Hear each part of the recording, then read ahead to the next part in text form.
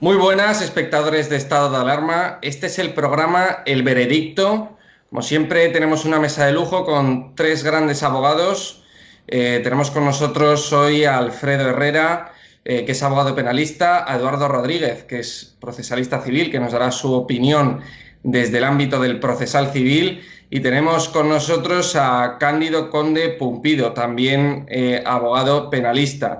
Vamos a hablar de tres temas muy importantes que han sucedido, que llevan sucediendo durante estos días en nuestra nación, como es el tema preocupante de la ocupación, que es pues ahora mismo un tema que está en el candelero en todas las televisiones y en todos los medios de comunicación. Vamos a hablar sobre todo en concreto del caso tan ruin, ¿no? De la señora que falleció y su cuidadora pues se quedó ocupando su casa. Parece ser que también la incineró a esta señora sin el consentimiento de sus hijas. Es decir, se incineró a una persona, la incineró a una persona un tercero, ¿no? Que no tiene ninguna vinculación parental, ¿no? Familiar con esta señora. Vamos a hablar también, quiero que comenten un poco el tema de si es inconstitucional el veto del PP a la renovación del General del Poder Judicial. Estuvimos hablando el otro día de eso, pero siguen incidiendo en este tema. Ayer hubo congreso y hubo un toma y daca entre Pablo Casado y Pedro Sánchez sobre este tema de la renovación general, sobre la renovación del Consejo General del Poder Judicial. Vamos a hablar por último de un tema que ha estado saliendo esta semana, estos días, que es la financiación irregular de Podemos. La supuesta financiación irregular de Podemos, con financiación irregular me refiero pues a ese dinero que parece ser que finalmente sí que recibió a título personal Pablo Iglesias. Constaba también Pablo Iglesias como beneficiario de la empresa Neurona, de la que recibieron también varios millones de gobiernos como la dictadura de Venezuela. Entonces, bueno, estos temas son los que vamos a hablar hoy. Doy paso a nuestros tres invitados. En primer lugar, Alfredo, ¿qué tal? ¿Cómo estás? Hola, ¿qué tal? Buenas tardes. Eduardo, Hola, ¿qué tal? Muchas gracias por invitarnos. muchas gracias. Cándido, ¿qué tal? Muy buenas, ¿qué tal?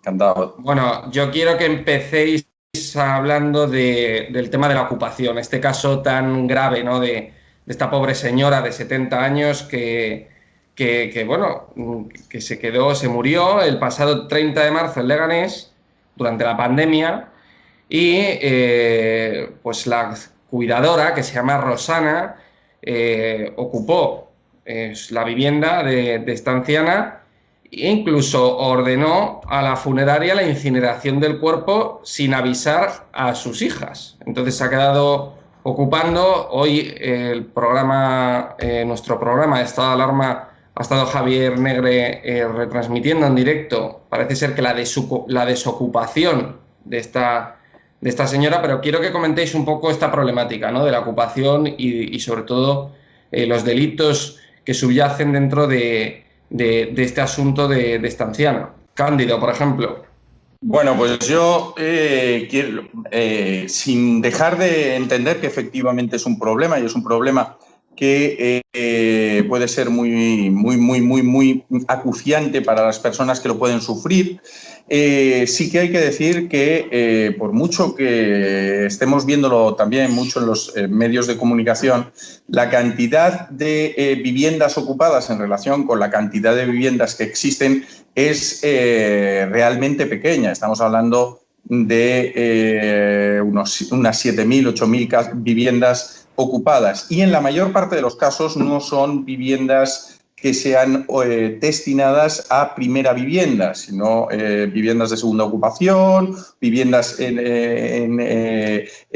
no se encuentran ocupadas y que no constituyen vivienda habitual. También hemos de decir que el delito de allanamiento de morada existe y los jueces van a entender rápidamente que puede existir en el momento en lo que se allana es tu propia vivienda en la que tú te encuentras, has salido por alguna razón, pero en la que estás empadronado y en la que resides. Eso es un delito de allanamiento de morada.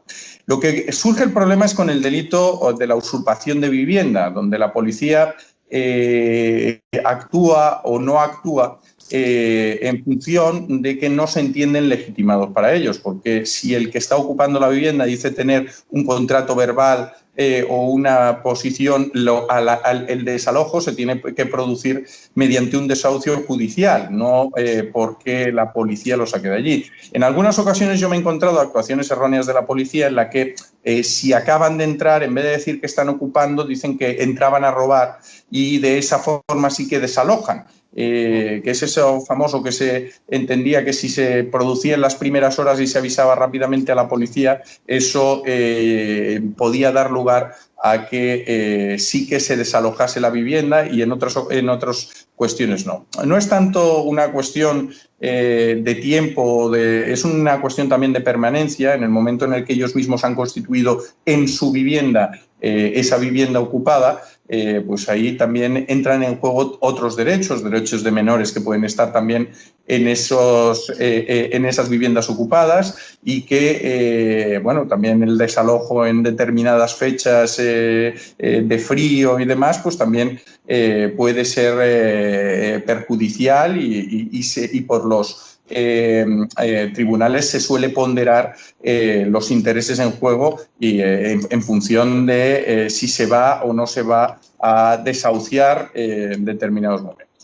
Entendiendo, por tanto, que no es un problema tan grave dentro de nuestra sociedad, sí que entiendo que ahí ha fallado la tutela judicial efectiva y está fallando frente a muchos propietarios no, con viviendas que ven ocupadas. Y ahí entiendo que el derecho no puede quedarse aparte y tiene que dar una respuesta que suponga una tutela judicial efectiva. Y entiendo que debe de ser mediante, no es necesario ni siquiera un cambio de legislación, la propia ley de enjuiciamiento nos permitiría adoptar medidas cautelares en caso de que fuera por un juez, que no tuviera que ser la policía quien decidiese y que se pudiera dar una vistilla de medidas cautelares exactamente igual en 72 horas como se da en otros procedimientos, en las que se pudiese, si no se acreditase de alguna forma fehaciente con un contrato o demás la posesión de la vivienda, se les pudiera desposeer de la misma. Pero siempre con control judicial. El tema de la tutela judicial también tendría que entrar la rapidez, ¿no?, del sistema judicial a la hora de desalojar, ¿no?, a unas personas que ocupan una vivienda, porque es cierto que las personas que sufren ocupación pues sufren que se tarde mucho en desalojar a estas personas, incluso años, ¿no? Hay casos de incluso hasta 2 años, ¿no?, para desahuciar a unas personas que te han ocupado tu vivienda. Eduardo. Pues nada, estoy totalmente de acuerdo con lo que ha dicho Cándido y a su vez yo creo que el problema es mucho más profundo que lo que nos sucede día a día. El quehacer del día a día, pues como dice Cándido, no es un problema judicialmente muy difícil, muy complicado, se alarga muchísimo por la situación de los juzgados, pero yo creo que tenemos que ir al fondo. El fondo es la propia Constitución española, es la que nos trae el problema.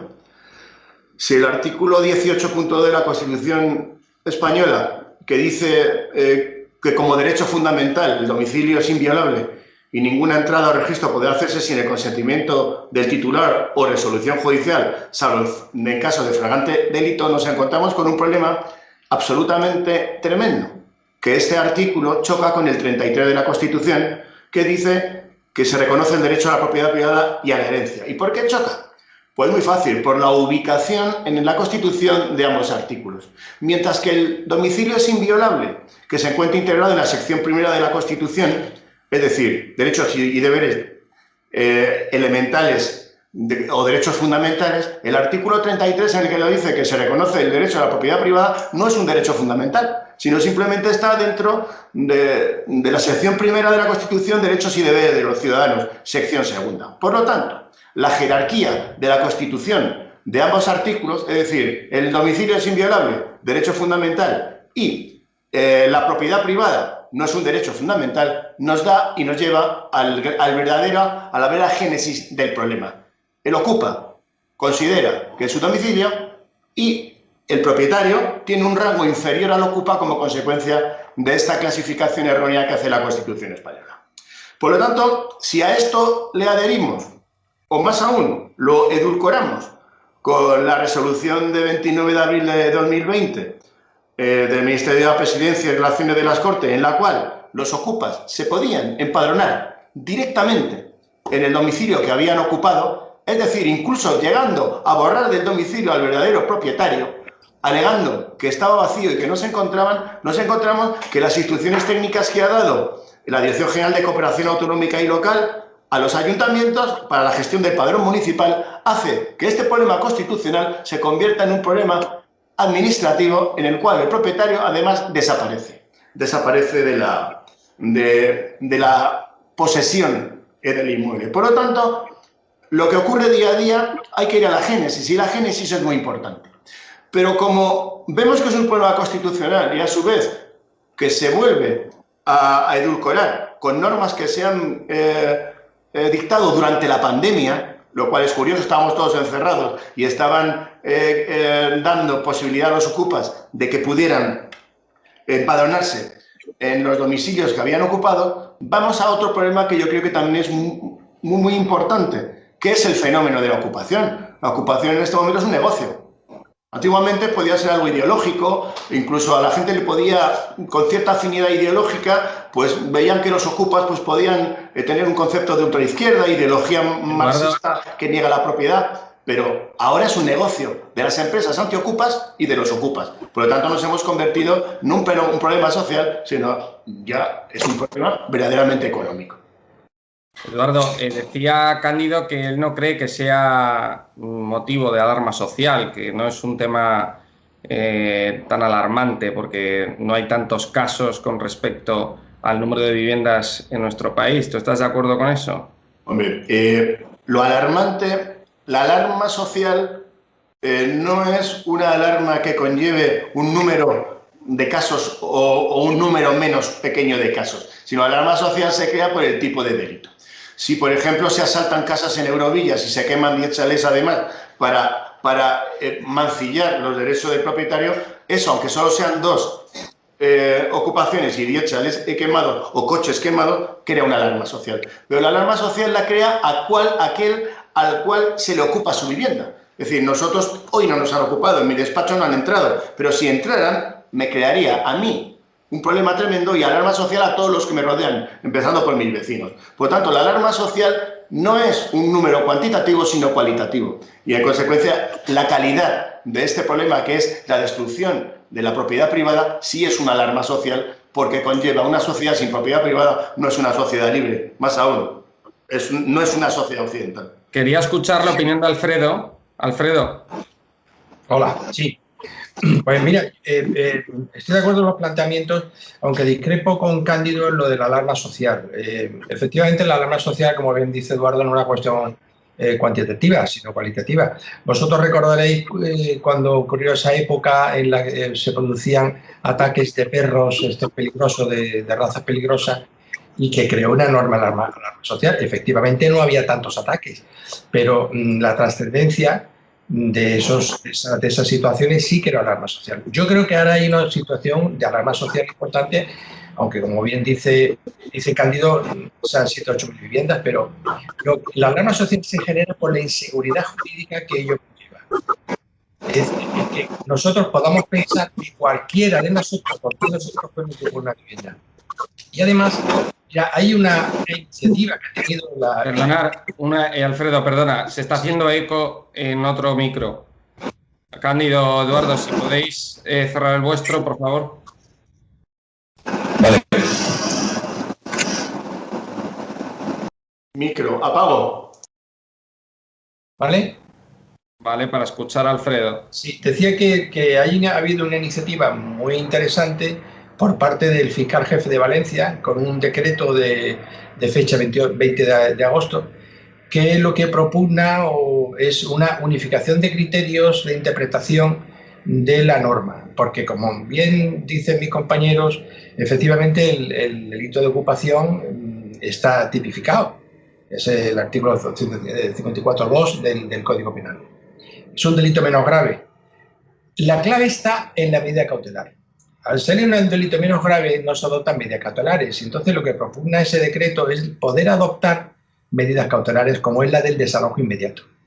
Si esa persona no puede acreditar un título justo de esa ocupación, pues lógicamente tiene que adoptarse una medida cautelar de poner a disposición del propietario la vivienda. Y además lo más importante también está en el concepto de morada.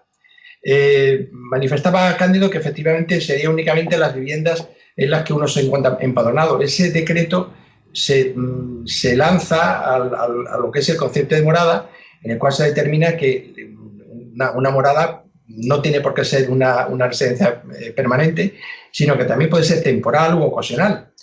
Tanto es así que, fíjate, incluso ese decreto hace mención a que no tiene por qué tratarse incluso de un piso, un chalet, sino que incluso podría tratarse de una caravana, un barco e incluso una tienda de campaña.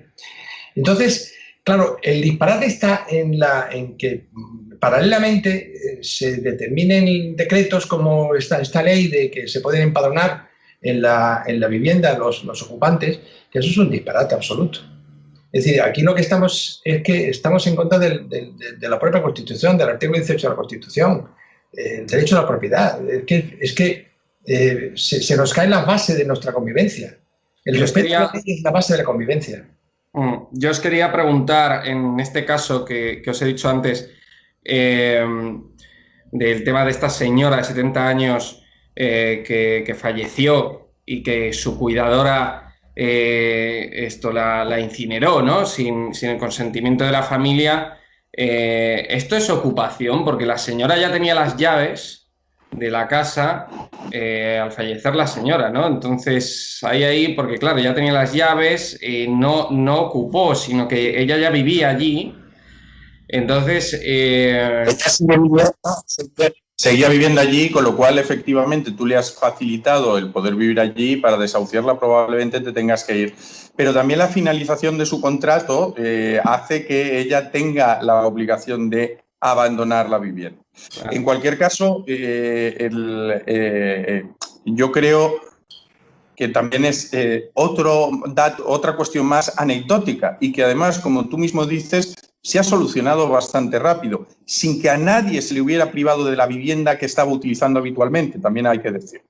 En cualquier caso, también en relación con lo que decíais del empadronamiento, primero, fue un bulo que se utilizasen los decretos en el estado de alarma para introducir la posibilidad de los ocupas de poder empadronarse. Eso es algo que ya figuraba y ya existía en leyes anteriores y que ya existía en momento anterior y que no ha sido modificado en absoluto, ni con gobiernos del PP incluso, y que tiene también una trascendencia, porque sí, efectivamente, la Constitución establece el derecho a la propiedad, si bien también la subordina al interés general, también establece el derecho a la vivienda que debería de estar garantizada. Y probablemente tendrías muchos menos fenómenos de ocupación si tuvieras más vivienda social, pero también hay que tener en cuenta los derechos que no son siempre del ocupa, a lo mejor es del menor, de los hijos de esos ocupas,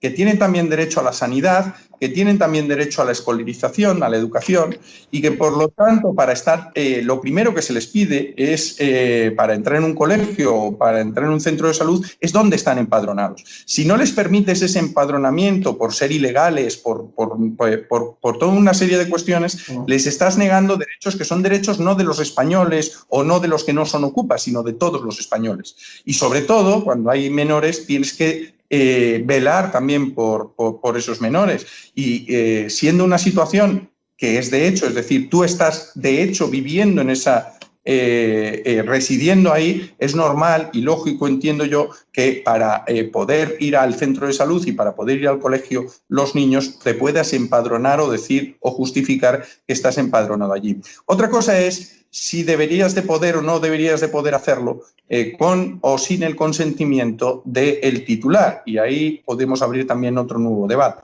Cándido, pero ¿tú ves delito en el tema de la incineración? ¿Cómo lo ves tú? Yo no lo veo. Primero, además, tenemos que decir que durante esta época de COVID se ha producido algo bastante curioso, y es que no ha habido o ha habido muchos cadáveres que se han directamente, que no han sido reclamados por nadie, y donde la incineración ha sido prácticamente automática. Entonces, el tema de que se haya producido la incineración sin que constase la autorización de un familiar directo en un momento en el que había que proceder rápido, pues independientemente de que pueda entenderse irregular y de que lo sea, puede resultar incluso entendible. Entonces, entiendo que sin perjuicio de eso, la mera incineración o el proceder a la incineración, que es la incineración o el entierro es una obligación, no puede constituir delito. Como mucho se podría hablar de una suplantación de la identidad, pero no es una usurpación del estado civil con la permanencia necesaria para entender que se haya producido delito, salvo que en alguna de las autorizaciones o en algún sitio se haya firmado como representante no siéndolo, donde podríamos tener también una falsedad documental. Pero si Alfredo, no, ¿tú estás de acuerdo? Yo estoy de acuerdo con Cándido. Yo creo que no es un tema penal. Es decir, hombre, habría que ver las circunstancias, pero eso no es una cuestión penal. No pienso que no tiene encaje ninguno en el Código Penal.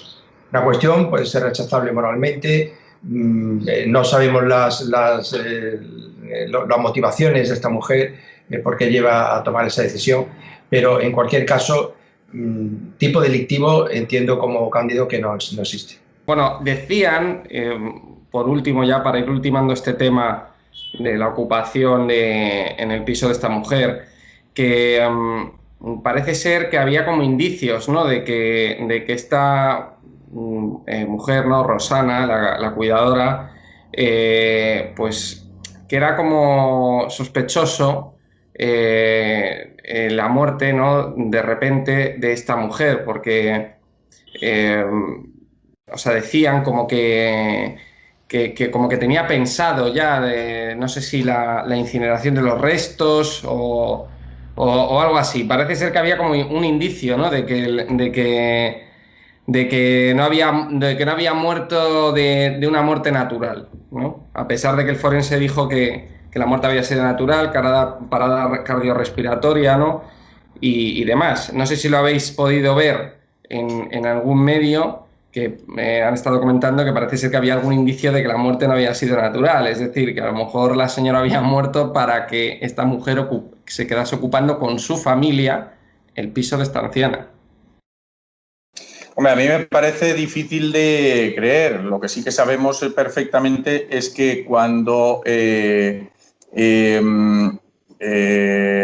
produce, hay una de las hijas que está ingresada también por COVID. Es un momento también de COVID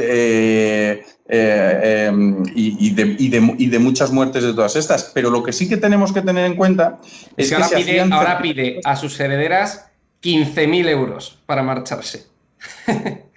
O sea... Bueno, será la indemnización del despido. En cualquier caso, lo que sí que veo es que durante toda la época del COVID se han estado dictando o certificando muertes prácticamente de oídas. ¿Por qué? Porque los propios médicos forenses no realizaban autopsias. En cuanto había signos de COVID, el propio médico que certificaba ni subía a la vivienda, sino está fallecido, no respira, no tal, no cual, y no entraba ni en la vivienda para no contagiarse, con lo cual se han podido producir situaciones y colar delitos bastantes. Bueno, aquí además tienes un dato importante, hay un informe del médico forense. Entonces, ¿estamos? Sí, te oigo. Que hay un informe médico forense que determina la causa de la muerte. Esos indicios, evidentemente, una segunda autopsia no se puede producir. De tal manera que mal lo veo, esa investigación, mal la veo. Evidentemente, ahora el que pida ella una indemnización para salir, bueno, está produciendo una situación extorsionante, ¿no?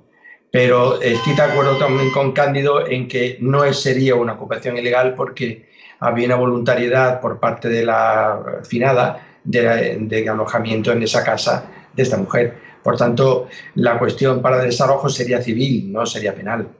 Eduardo. Estoy de acuerdo, no veo un delito y casos parejos que hemos tenido nosotros en el despacho. Yo he utilizado la ley hipotecaria, el artículo 38 a 41 del decreto de febrero del 46, por medio del cual es una acción de tutela del derecho real inscrito que limita la defensa del ocupante y que le exige una caución para oponerse y ha de demostrar el título que tiene. Por lo tanto, no creo que sea un delito, sería pues prácticamente un precario que yo resolvería con la ley hipotecaria. Claro. Bueno, quería pasar al siguiente tema, que es, bueno, si es inconstitucional el veto del PP a la renovación del Consejo General del Poder Judicial. Estuvieron ayer en el Congreso hablando, pues Pedro Sánchez le increpaba a Casado y le decía pues, que era algo ilegal y algo inconstitucional, ¿no? Lo que estaba haciendo. La diferencia, por ejemplo, le dijo entre Unidas Podemos y el PP es que Unidas Podemos cumplía con la Constitución y que el PP no. Es decir, estaba diciendo que se estaban saliendo de la Constitución y que estaban cometiendo pues, un acto inconstitucional, ¿no? ¿Vosotros qué opináis sobre este tema? Bueno, yo ya lo dije precisamente la semana pasada. Entiendo que Pablo Casado está incurriendo en contradicciones y en contradicciones constantes. Lo primero es decirse partido constitucionalista y luego es bloquear el cumplimiento de lo que dice la Constitución. Tenemos que recordar que ya llevamos 2 años, más de año y medio de retraso, casi 2 años del nombramiento y que los miembros del Consejo, digamos, están nombrados para 5 años, llevan ya casi 7. Es el Consejo que más tiempo ha estado y el momento en el que más ha bloqueado el funcionamiento de las instituciones el PP. Y además lo hace con un argumento peregrino, y es que a Podemos no lo podemos porque está imputado, pero luego sale la misma semana reclamando presunción de inocencia cuando la investigación es sobre las cuentas del PP o sobre la operación Kitchen, pero no propugna esa misma presunción de inocencia a otras investigaciones, y lo que hace es bloquear el funcionamiento de instituciones en su favor. Es decir, el nuevo Consejo no me va a ser tan favorable y por lo tanto no quiero que haya un nuevo Consejo. Debemos recordar también que hubo ya un primer acuerdo en el que se cedía incluso la presidencia para que fuera el PP quien la nombrase, y nombraba a Marchena como presidente del Tribunal Supremo y del Consejo General del Poder Judicial, y que todo eso se vino abajo, y se vino abajo precisamente porque al PP no le interesaba.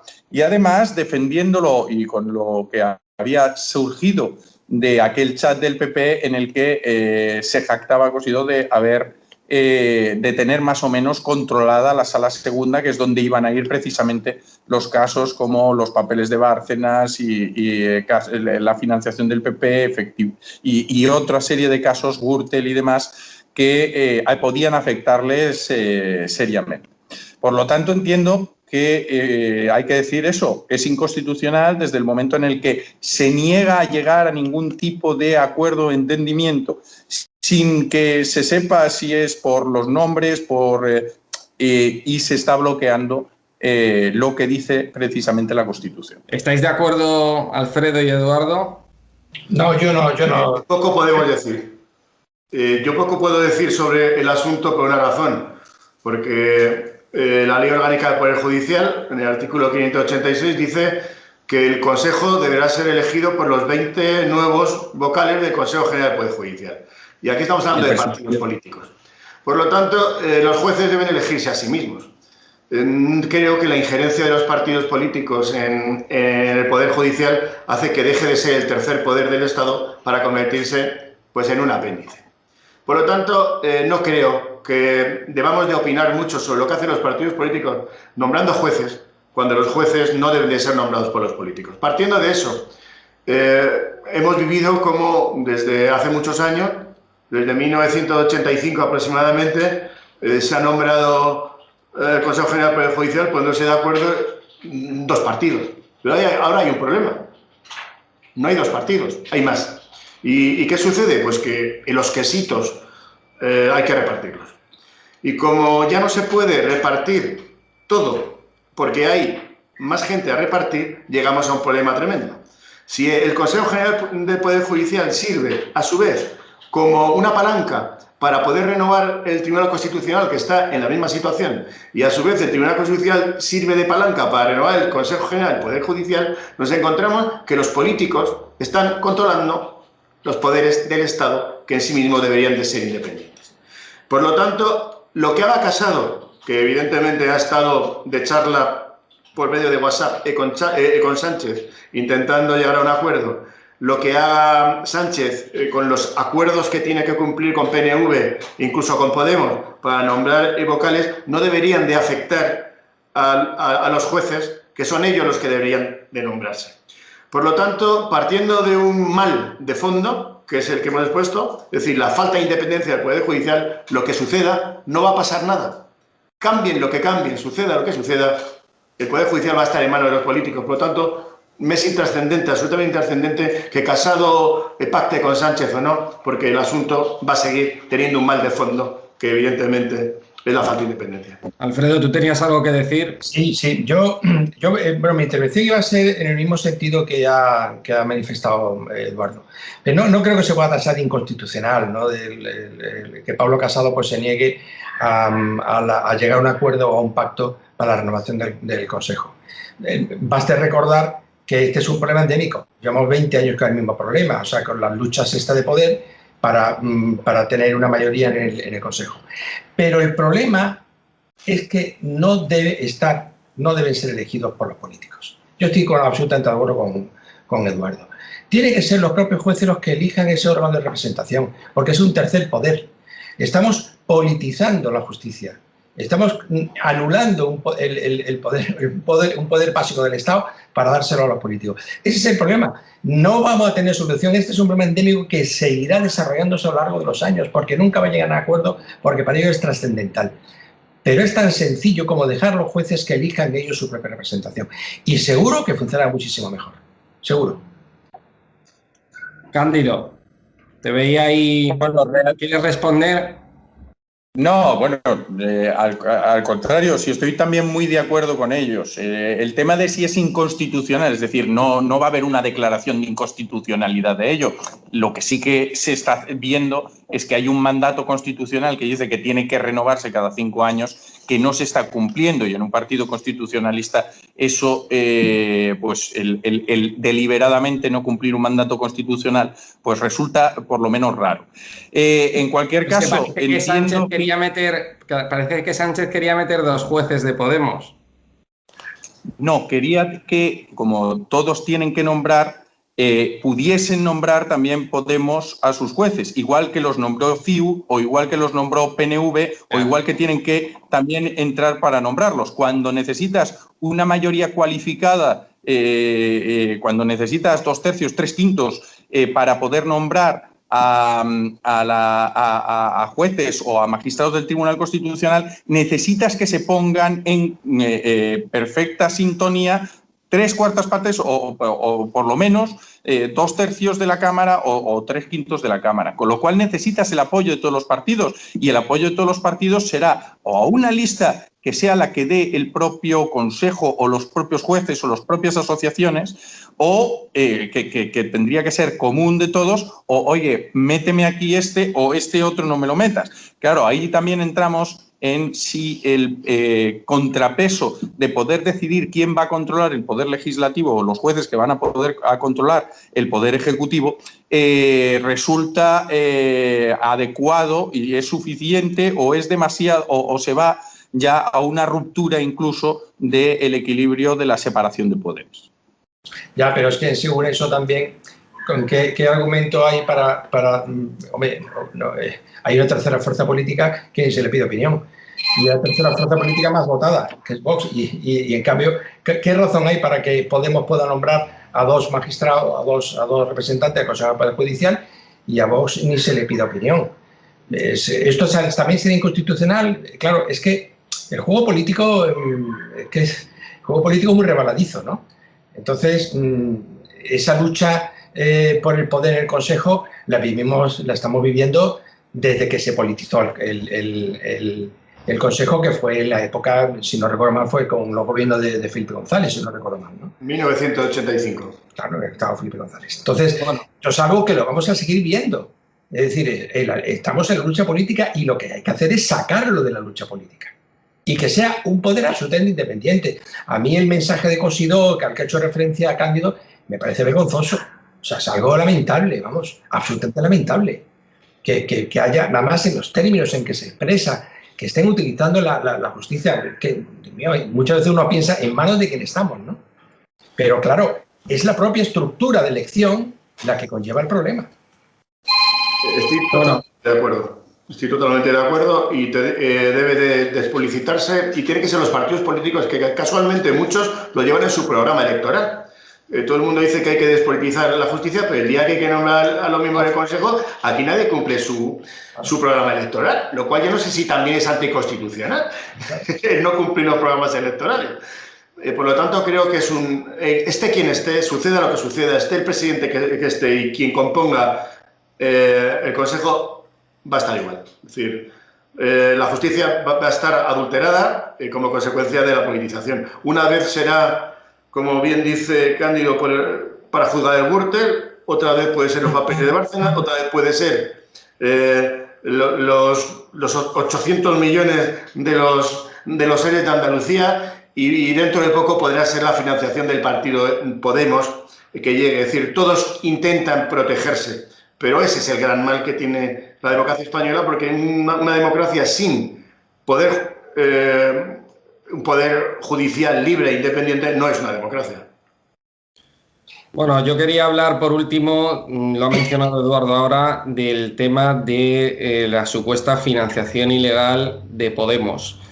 Veíamos esta semana, por ejemplo, que el PSOE, junto con Podemos, vetaban la comisión de investigación sobre la financiación irregular del partido de Pablo Iglesias.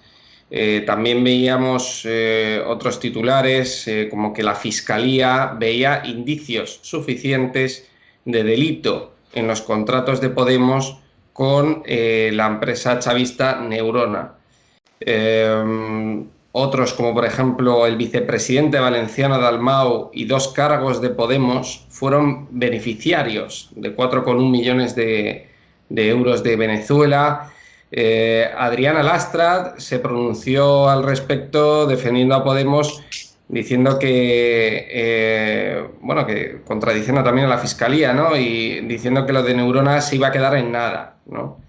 Entonces, vosotros, ¿cómo veis este tema? ¿Creéis que hay indicios suficientes, como dice la Fiscalía? ¿Creéis que han cometido un delito finalmente de financiación irregular? Les han estado persiguiendo muchos años y parece que al final están encontrando, Bueno, Alfredo, por ejemplo. Hay versiones contradictorias de la Fiscalía. La Fiscalía también está desmontando la propia acusación a Podemos. Pero ahí tenemos otro ejemplo de lo que es la politización de la justicia. Es decir, al igual que hay que perseguir la financiación ilegal del PP con el máximo rigor, pues hay que perseguir la hipotética financiación ilegal de Podemos. Pero fijaros qué contrasentido. Estamos en política, es que es entrar en un mundo absolutamente de esquizofrénico, ¿no? El PSOE vota en contra de la comisión de investigación de Podemos, pero en cambio sí vota a favor de la comisión de investigación del PP. Bueno, ¿cuál es la vara de medir? Realmente es absolutamente esquizofrénico. Es que yo no lo consigo entender. Esa falta de criterio, esa falta de objetividad. Personas que tendrían que ser ejemplo para toda la ciudadanía y que piensan y opinan en función de sus propios intereses partidistas, ¿no? A mí me parece absolutamente vergonzoso, ¿verdad? Es la situación, parece de vergüenza lo que estamos viviendo, vamos. Cándido. Bueno, yo en relación, lo primero que hay que decir es que realmente la noticia de esta semana con respecto precisamente a la semana pasada es la limitación por parte de Fiscalía de lo que se debe de investigar. Se deja fuera una investigación general de la financiación, o pretende la Fiscalía que no se investigue la financiación concreta. En este sentido, Podemos ya ha dicho que se le ha investigado y que se ha denunciado su financiación en muchas ocasiones y que ya se ha visto en otros procedimientos judiciales que han terminado archivados, con lo cual tampoco puede someter a una persona, sea física o jurídica, a procedimientos por los mismos hechos o por los mismos delitos de procedimientos que ya han sido sobreseídos, con lo cual no lo puede someter a varios procedimientos por los mismos hechos. En cualquier caso, entiendo que resulta preocupante que la propia Fiscalía vea indicios de delito y que, por lo tanto, debe de ser investigado cualquier tema de financiación irregular. Debe de ser investigado, sea en el partido que sea, no solo en el PSOE con Filesa o en el PP con los papeles de Bárcenas o con la Gürtel o con cualquier, sino también si se ha producido en Podemos y en Ciudadanos o donde se haya producido. Eduardo. Yo creo que Pablo Iglesias tiene miedo a los juzgados. Hasta hace muy poco Pablo Iglesias ha sido un intocable por parte de la televisión, ha sido un intocable por parte de los medios de comunicación y ha sido un intocable por parte de los juzgados. Como muy bien dice, se archivaban muchas. Pero él saboreó las mieles de la derrota en un juzgado, cuando el juzgado de primera instancia 84 de Madrid dejó probado como una noticia veraz, contrastada y de interés general que Podemos, es decir, concretamente Iglesias, había recibido 272.325 dólares en el banco Europacific Bank del paraíso fiscal de las Granadinas. Ese varapalo de Podemos, que se dio cuenta que los paraísos fiscales no se casan con nadie y evidentemente donde él no tiene patente de corso, podían ser un gran peligro para él y para el partido. Desde ese momento creo que tiene mucho miedo a enfrentarse a la justicia. Y así creo que se lo habrá hecho saber a González que no quiere enfrentarse. Y por eso se ha negado esa comisión en el Congreso de los Diputados, que de verdad las comisiones no sirven para nada. En el Congreso de los Diputados solo sirven para ser la pasarela Cibeles de los políticos.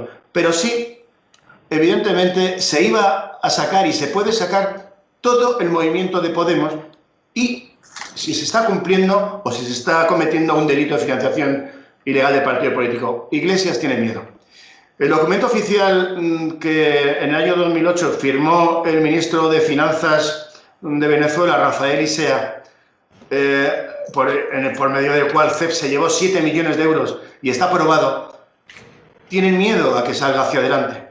Tienen mucho miedo que la justicia de Bolivia levante la financiación ilegal por medio del expresidente de Bolivia que favoreció a Podemos. Y tienen muchísimo miedo a que Correa, y sobre todo la Fiscalía de Ecuador, pueda juzgar a Podemos. Y así se una a cualquier actividad o a cualquier acción procesal que se siga en España. El miedo de Iglesias no solo es por él, sino está Juan Carlos Monedero, está Jorge Bestringe y, ¿por qué no? Pero hay gente que ya no está en su partido y que puede ser afectada por este asunto. La ilegalización de Podemos es posible. Si se demuestra todo lo que estamos viendo, que es por medio de la Fundación CEPS, como Íñigo Errejón, que estaba antes como número del partido, había estado con Luis Alegre, secretario general de Podemos en Madrid, en Venezuela, en Bolivia y en Ecuador, y todo eso surge y sale en un juzgado español que por medio de los bancos que se utilizan en paraísos fiscales pudieran demostrarse que Podemos se está nutriendo de dinero extranjero, aparte del que ya conocemos de Irán, estaría en un problema tremendo que creo que con la declaración de José Manuel Calvente se puede aclarar bastante, porque recordemos que va a ser inmediata prácticamente y nos va a dejar cuál es el camino en el que la responsable de cumplimiento normativo de Podemos, Mónica Carmona Segura, pueda estar también implicada en el asunto y el partido en su totalidad empiece a sufrir las situaciones de acoso que están sufriendo otros partidos como el Partido Popular.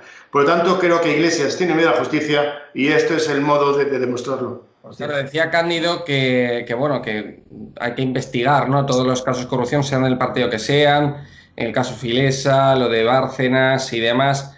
Pero bueno, yo creo que si al final se sentencia, ¿no?, en contra de Podemos por esta supuesta financiación ilegal, es, yo creo que incluso más grave que otros casos de corrupción que se han dado en PSOE o Partido Popular, porque sería un dinero procedente de otro país, de otro estado y no de cualquiera, sino de una dictadura, ¿no?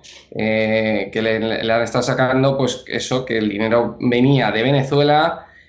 Han dicho en otras ocasiones que también han recibido dinero de Irán, que es otro régimen teocrático, ¿no?, que, como todos sabemos, cuelgan a los homosexuales de las grúas. Entonces, sería grave, ¿no?, que se descubriese que está recibiendo dinero de otro gobierno extranjero y de un gobierno extranjero que encima es una dictadura.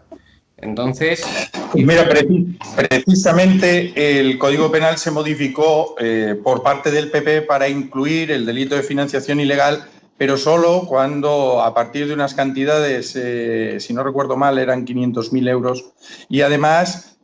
precisamente cuando esa financiación venía de países extranjeros y tal, pues la cuestión sí que podía ser delictiva. Efectivamente, en ese sentido podía darle una mayor gravedad porque podría tener una gravedad delictiva. Pero si nos fijamos en cuantías, la financiación no solo de partidos, incluso de sindicatos, si nos vamos al tema de los ERES, por ejemplo, que es la financiación precisamente de sindicatos, o nos vamos a Filesa, o nos vamos a Gürtel, o nos vamos a Bárcenas, o nos vamos a otra serie las cuantías y las cantidades son mucho más importantes en relación y podemos entender que hay un mayor delito, pero ahí hay un melón que hay que abrir, que es el tema de la financiación de los partidos y de cómo se financian, que ni ellos mismos quieren abrirlo. Esa es la clave. Creo que el asunto no lo estamos enfocando bien.